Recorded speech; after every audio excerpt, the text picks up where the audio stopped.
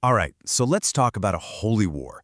But forget swords and shields. This was a war fought with logic, with syllogisms. We're going to dive into this incredible moment in history where a powerful emperor basically declared that painting a picture of Christ wasn't just wrong, it was a crime against reason itself. So why would an emperor do that? Your first thought is probably idolatry, right? Or maybe some kind of political power grab. But no, the truth is way, way weirder. The real fight was all about a theological paradox, one that gets to the very heart of what Christianity is all about. Yeah, this whole thing, the great Iconoclast controversy back in the 8th century, it wasn't some petty political spat. It was a super high-stakes theological showdown.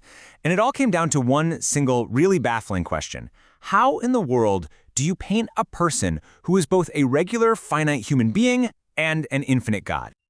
Okay, so let's meet our main character. At the absolute center of this firestorm is the Byzantine Emperor Constantine V. And listen, this guy wasn't just some emperor who dabbled in religion. He was a seriously sharp theologian, and he was convinced he'd come up with a logical proof so perfect it would end the whole debate for good. And this is where Constantine really changes the game. He completely elevates the argument. He says, look, the problem isn't just that you guys are worshiping these paintings. No. He argues that the very act of making an icon of Christ is a deep, fundamental heresy. It shows you don't even understand your own religion. I mean, listen to this quote. He's throwing down the gauntlet to every single artist out there. He's basically saying, hey, you, with the paintbrush, if you think you can paint Christ, you fundamentally don't get who Christ even is. For him, this was never, ever about art. It was all about correct belief. Orthodoxy. So how did he try to prove this? Well, Constantine built this brilliant, careful, logical trap. It was designed so that his opponents had absolutely nowhere to run. It's a really fascinating piece of reasoning, and the whole thing, the entire argument, hinges on just one critical Greek word. And that word is prosopon. Now, for Constantine, this wasn't just, the physical face of Jesus. The prosopon was something much bigger.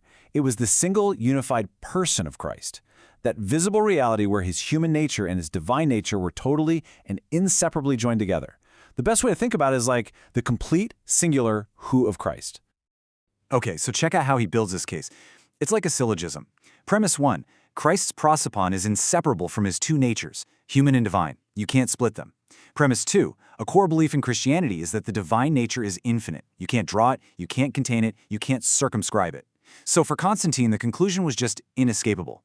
Since that prosopon contains the undrawable divine nature, you just can't draw the prosopon. Period. And you see, this isn't just some philosophical point he's making. It's a trap, a full-on dilemma. By framing the whole debate this way, he forces any artist who even tries to paint Christ right into a theological corner. He basically says there are only two ways you can possibly defend what you're doing, and both of them, he argues, lead straight to heresy. This right here, this is his checkmate move. He basically asks the artist, okay, smart guy, what exactly are you painting on that wood panel? If the artist says, well, I'm painting the whole prosopon, Constantine says, aha, you're claiming to draw the undrawable divine. That's heresy. But if the artist says, oh, no, I'm only painting his human side, Constantine snaps the trap shut. Aha! You've just separated the natures. That's Nestorianism, another heresy. See, in his mind, it was game, set, and match. There was no right answer. So Constantine's feeling pretty good about his argument, but he needs to make it official church doctrine, right? So in 754 AD, he summons this massive council. I'm talking 338 bishops, all gathered for the Synod of Hieria. And he's totally expecting them to just rubber stamp his personal theology and make it the law of the land. And at first, it looks like he got exactly what he wanted. I mean, on the surface, everything went his way. The bishops concluded, yep, venerating icons is wrong, and they got to be removed from the churches. It looked like a complete and total victory for Constantine's whole intellectual project. But, and this is where the story gets really interesting, there's a twist. The bishops, yeah, they bowed to the emperor's conclusion, but they were clearly uncomfortable with his reasoning, his specific logic.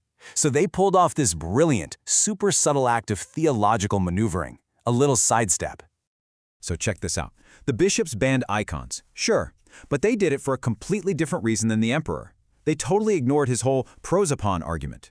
Instead, they argued that Christ's human flesh was so completely absorbed and divinized by his godliness that the flesh itself became impossible to paint, just like the divine nature. It was an incredibly clever move, right? It let them agree with the emperor's conclusion, ban the icons, while totally avoiding his actual argument, which, frankly, some of them thought was getting a little too close to heresy itself.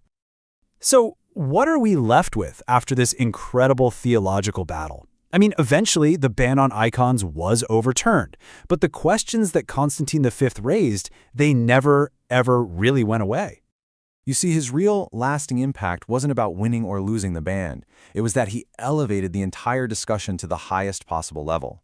He forced everyone, believers, artists, theologians, to move way past simple questions of idolatry.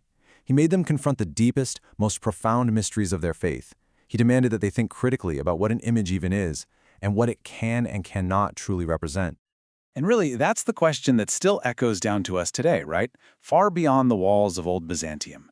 It's a puzzle for anyone, anywhere, who tries to capture something spiritual in a physical, material form. So while Constantine V might have lost the actual war on icons, you could say that the profound intellectual challenge he threw down, well, that has never truly been answered.